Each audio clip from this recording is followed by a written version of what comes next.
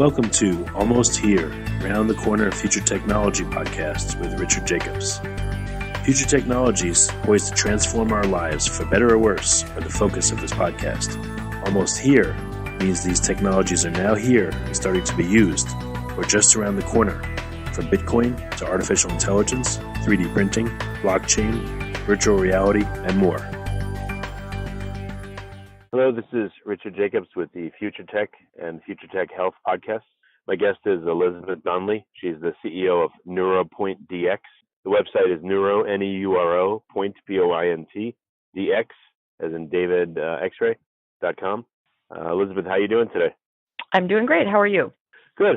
I appreciate you coming. And I saw from the description briefly, that we're going to be talking about metabolomics as it applies to treating autism spectrum disorder. But I wanted to ask you, can you tell me a little bit about what you do in your own words and a little bit about your journey to get here? Sure, absolutely. So I am the CEO of Stemina Biomarker Discovery, and its neurological disorders company, NeuroPoint DX. I started the company 11 years ago around the idea that we could use metabolomics to understand the underlying biochemistry or biology of certain conditions. And our primary focus at NeuroPoint has been on autism spectrum disorders. We do have plans to focus on other hard to diagnose and treat spectrum disorders such as anxiety, depression, schizophrenia, and the like, but the primary focus has been on autism. And so we're just now culminating work of about 8 years looking at the underlying metabolism of children with autism. Yeah, what is metabolomics? So metabolomics, simply put, metabolomics is the study of your metabolism, just like genomics is the study of your genes. So we look at the biochemistry of the patient or of a cellular system, any kind of an organism, and really try to understand what's different about the underlying metabolism as it relates to a particular disorder or condition. So what kind of markers do you look for when you evaluate someone's metabolism? Do you look for certain chemical signatures, or how do you know what is metabolism? Sure, absolutely. We'd look at things like amino acids, small signaling molecules, enzymes, hormones. We have an example I'd like to give that you would be familiar with is glucose. So glucose is a measure that we could make with our metabolomics platform, and it's a biomarker of diabetes. So if glucose is high, then we would treat with modified diet and insulin therapy. And what we like about metabolomics is it's closest to the end expression of the phenotype of who you are. So in the diabetes example, it doesn't really matter in terms of the therapy and the diagnosis of the disorder, whether you have a genetic predisposition and everyone in your family gets diabetes at some particular age, or you're morbidly obese and your diet has challenged your pancreas to make insulin, or you have a virus that has damaged your pancreas and made it not as competent to produce insulin. In each and every case, we would diagnose through high levels of glucose and treat with modified diet and insulin therapy. So that's what we like about metabolomics, is that we don't have to understand all of the underlying biology. We can look at the biochemistry, and it provides opportunities for diagnosis as well as targets for new therapies. Okay, so you said you've been studying the metabolism of kids that have been diagnosed with autism. So what kind of differences have you seen? So we just published a paper in Biological Psychiatry in September, which focused on amino acid dysregulation. And in this particular case, what we observed was a very strong association between low branch chain amino acids with concomitantly higher levels of three other amino acids, ornithine, glycine, and glutamine. And this seems to be a signature that predicts about 17% of the children that we saw in our clinical study. That was the 1,100 Children Autism Metabolome Project, or CAMP, 1,100 patients ages 18 months to 48 months. And there is some underlying biology that's known in a rare family in the Mediterranean who has low branch chain amino acids combined with higher levels of other amino acids. And the result in that family is a high incidence of neurodevelopmental disruption, autism, and epilepsy. So we think that what we're seeing in our study is a more subtle version of changes to the metabolism than is the case in this family that has a complete mutation of the function. But it allows us to accurately identify about 17% of the kids And we hypothesized that we might actually be able to improve outcome for those kids by a high protein or branch chain supplemented diet. There's evidence in the literature to support that with this family in the Mediterranean, as well as a rodent model that was made of a knockout of the same gene. And they, in both cases, were able to improve the behaviors of the children and the rodent knockout model through a high protein branch supplemented diet. Oh, so what was observed when you gave them a higher protein diet? First the rodents and then the kids. Yeah, so they improved the child improved the Vineland score, which is one of the behavioral assessments that's used for autism. And in the case of the rodents, they improved their autism-like behaviors. So it's a hypothesis still at this point for us, but we actually are designing a clinical study and a formulation for this potential supplement with the help of a pediatric nutritional specialist to call back the children that are in the CAMP study who have this metabotype and then see if we can intervene and improve outcome. Well, what about the 3 amino acids that are elevated? Is there any way or reason to try to suppress them or remove them from the diet so that their levels will come down into balance? That's a good question. The hypothesis based on the previous literature that I talked about is that those will come down naturally when the balance of the branch chain amino acids is higher, because this also involves transport biology. So where there aren't enough branch chain amino acids to be transported, these transport systems opportunistically pick the next amino acid in line, which we think results in this coordinatedly higher level of the other amino acids to the low branch chain amino acids. So our first order of business will be to try to balance the branch chain metabolism, and then to see if we can bring those other amino acids more into balance just because of the fact that we have a better balance of the branch chains. Makes sense. Okay. So the clinical trial or a clinical study, you're going to give branch chain amino acids to kids, I guess, in a certain dose over a certain time and observe their behavior changes? That's correct. So it would be both a high protein and branch chain supplemented, probably just a powder that you can put into your favorite beverage or bottle of a small child. And so the challenge is getting the right balance for a child who's small. You can buy branch chain supplements for adults on the market already, but the requirements for children are different because they're smaller. And then getting the right balance between those things is part of the work of this pediatric nutritional specialist. And you mentioned people with anxiety disorder and other disorders. Do you see that the same indications possible with them, or their metabolism is different? I think their metabolism is certainly different, but we would intend to study them in the same way that we have studied autism very closely, because anxiety and depression occur in something like 25% of young people and 18% of adults. And it's very hard to diagnose and treat properly. And so just like with autism spectrum disorder, where we get the diagnosis, we go to the internet, we read about a variety of different things, and we sort of try everything, we are about the business of being more precise. I like to say it's a little bit similar to where cancer was 2 generations ago. People would say, I have cancer, and think of it as one disease. And now we recognize that even within a tissue type, there are a variety of different disorders that are breast cancer, for example, and that they need to be diagnosed and treated based on their individual markers. So we think that neurodevelopmental and neurological disorders are about 2 generations behind where we are now with cancer. Companies like Foundation Medicine and Myriad are doing a great job of helping to identify markers that help physicians choose more specific treatments based on the underlying biology of the particular cancer tumor type. And we think that the same thing can be done with these notoriously hard to diagnose and treat neurological disorders. Can people get a kit to test their own blood to look for these metabolic markers, or is it only done in certain labs, or how would you even find out what's going on with you?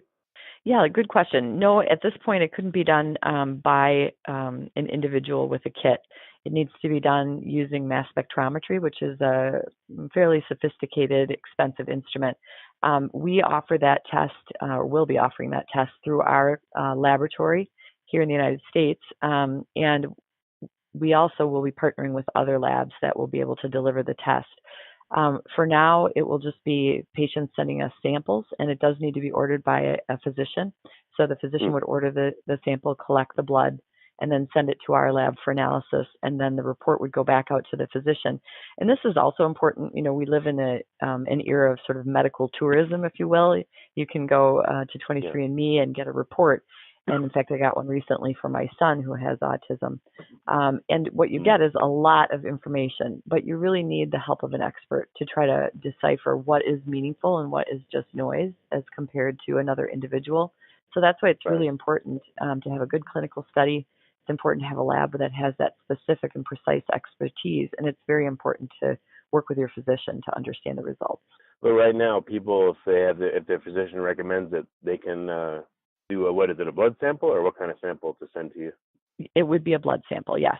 Okay, so physician approves, they can send a blood sample to your company, and your company will provide, I'm sure not recommendations because they're not at that point yet, but at least an analysis of what amino acids present, or what would the analysis show, possibly? So the analysis will show both whether or not the patient is positive for any of the metabotypes that we've identified through the CAMP study thus far. And we've published on 3 of them, which are accounting for about 17% of the children that we've tested.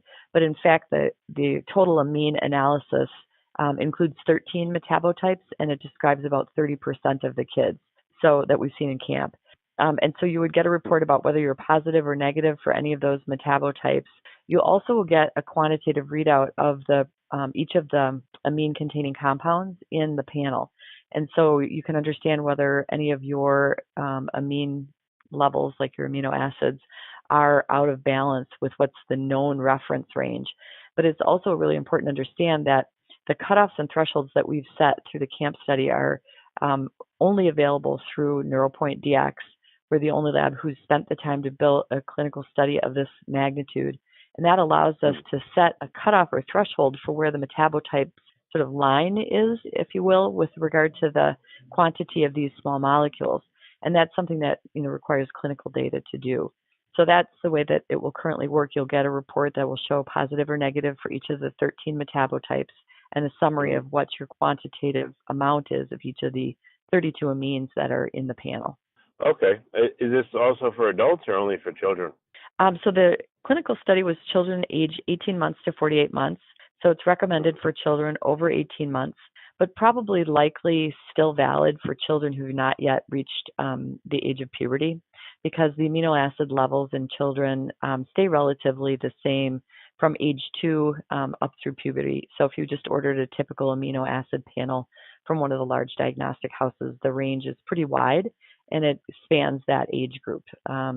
We recommend it for 18 to 48 months. And of course, our goal to start with was to move the average age of diagnosis back for autism.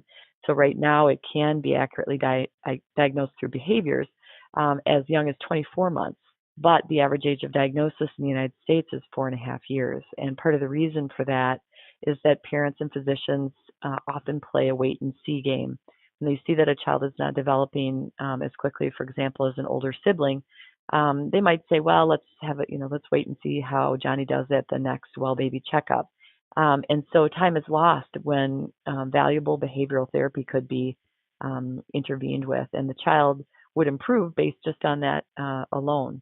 I know in our own experience, my son, Jack, is 22, and he had delayed development early on, but he had a very chatty, very verbal older sister.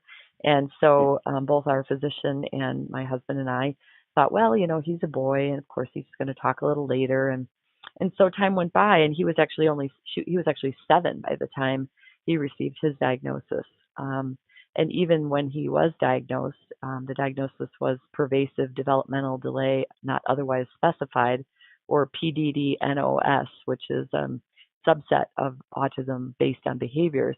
And the physician didn't use the word autism with us. And so it really wasn't until he was about 14 and we were doing this work at Stemina and NeuroPoint that I was reading a scientific article and realized that PDD-NOS was in the table along with autism and Asperger's as different forms of autism. And, we knew by that point he had significant developmental delays, and we knew he had some of the behaviors of autism.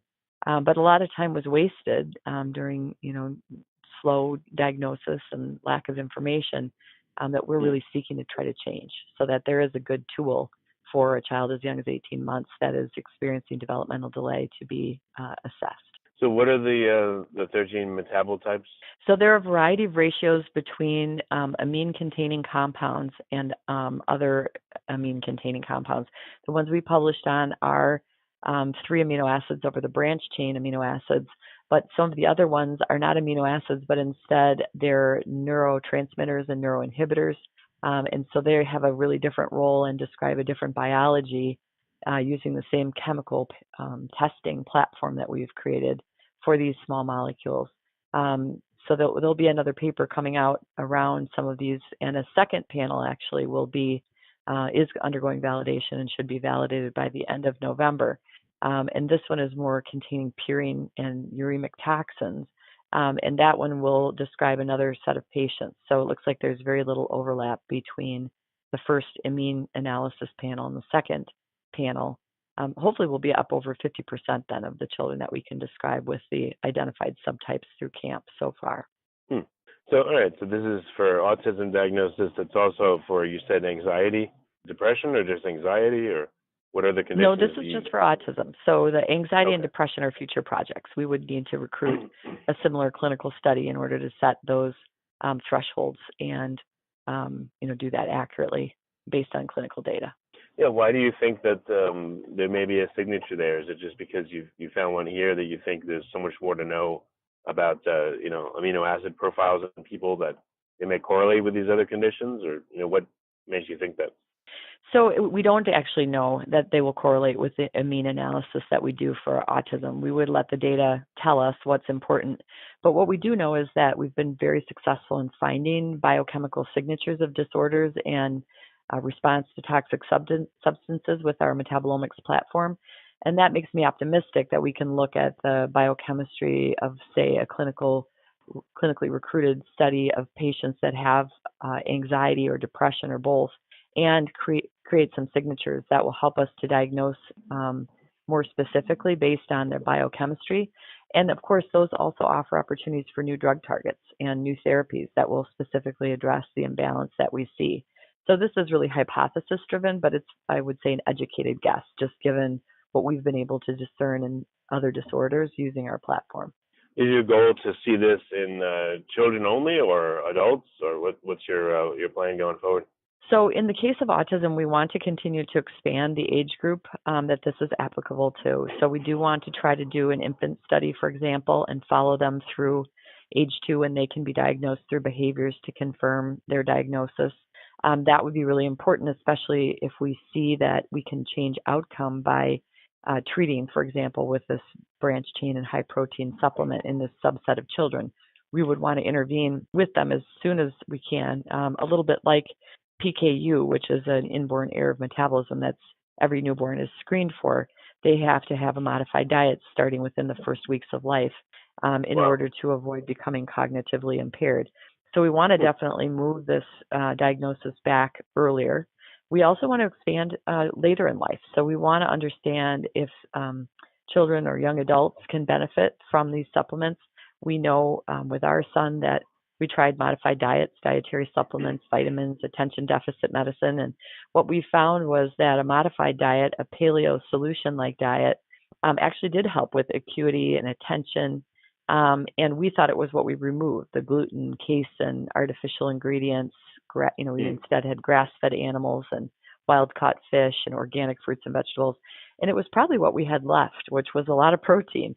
And so this is something that we can be more precise about. And there's a science for that. It's called metabolomics, and we do it every day at Stemina and NeuroPoint. So we want to expand the current research, both directions, both younger and older. With regard to anxiety and depression, there is actually a lot of overlap in autism with some of these other conditions. So a lot of children who have autism have anxiety, depression, OCD, attention deficit hyperactivity disorder, epilepsy. So we'll start by expanding with children who have comorbid conditions, autism combined with some of these other things, because that will keep us sort of in the same neurodevelopmental centers and call points. But eventually, the ambition would be to move out into adult diagnosis and treatment, because anxiety and depression is something that people grapple with, whether or not they have autism, and even, certainly as they are adults. And it is debilitating. It can really be something that handicaps people from enjoying their life and pursuing, their goals. And so we'll start kind of close to home with children, but likely move into adults as we go forward. Yeah, there are other companies that are wanting to, share your data and use that to do studies on adults or other types of groups? We haven't encountered anyone who wanted to do study on adults so far. We do have a couple of companies that are interested in looking at samples from our CAMP study for their platforms. And we're always open for collaboration where it makes sense. Our goal is to create an opportunity for the best diagnosis and treatment for these kids. I really think some of these smaller companies need to get consolidated into one stop for autism physicians and clinicians and neurodevelopmental specialists to send a single sample.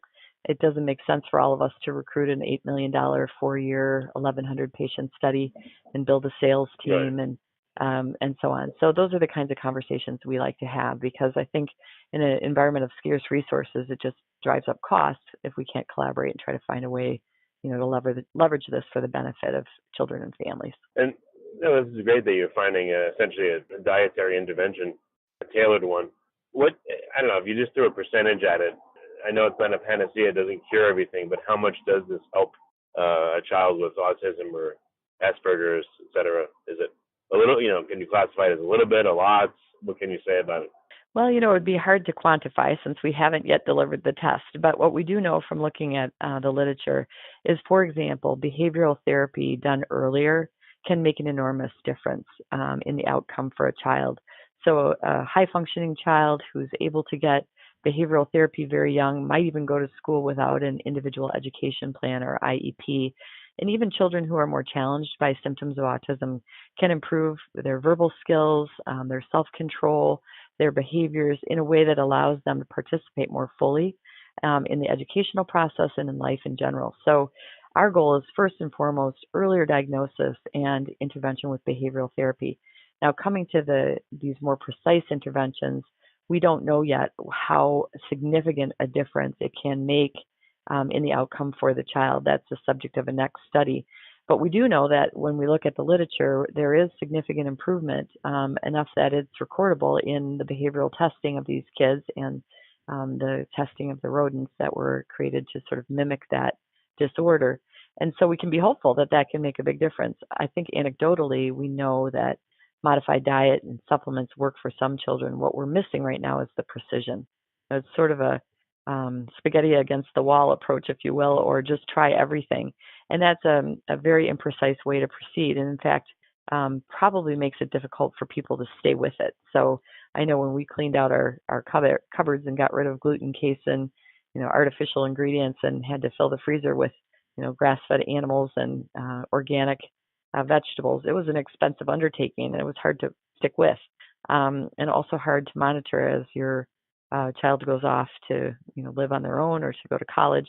So being able to choose something that's simpler, where you can eat more of a typical diet and then supplement with the branch chains and the higher protein powder or shake, seems to have promise for both compliance and outcome.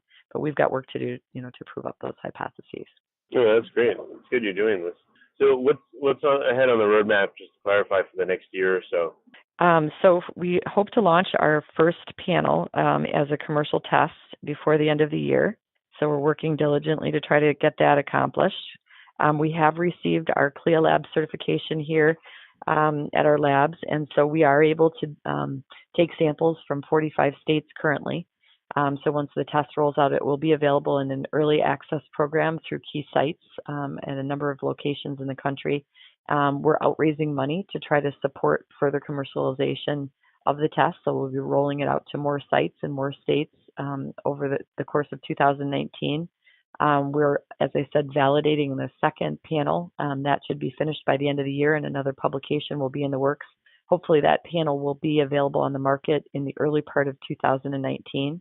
And we're starting to look for partners for distribution. So I mentioned that we don't want to, if we can avoid it, we don't want to have to spend a whole lot of capital on building a large commercialization team. We'd like to have a few people here, but we like to interface with some larger partners who already have sales and distribution and marketing to the major neurodevelopmental centers and pediatric practices across the country.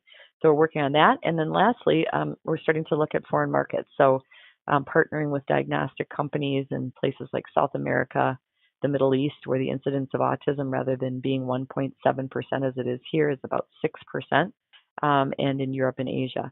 So trying to get this test as widely disseminated with the help of partners as we can. That's great. All right. And then what's the best way for interested parties to get in touch? They can visit NeuroPointDX.com. There is actually a contact us button there. Right now, the site gives information about the upcoming test.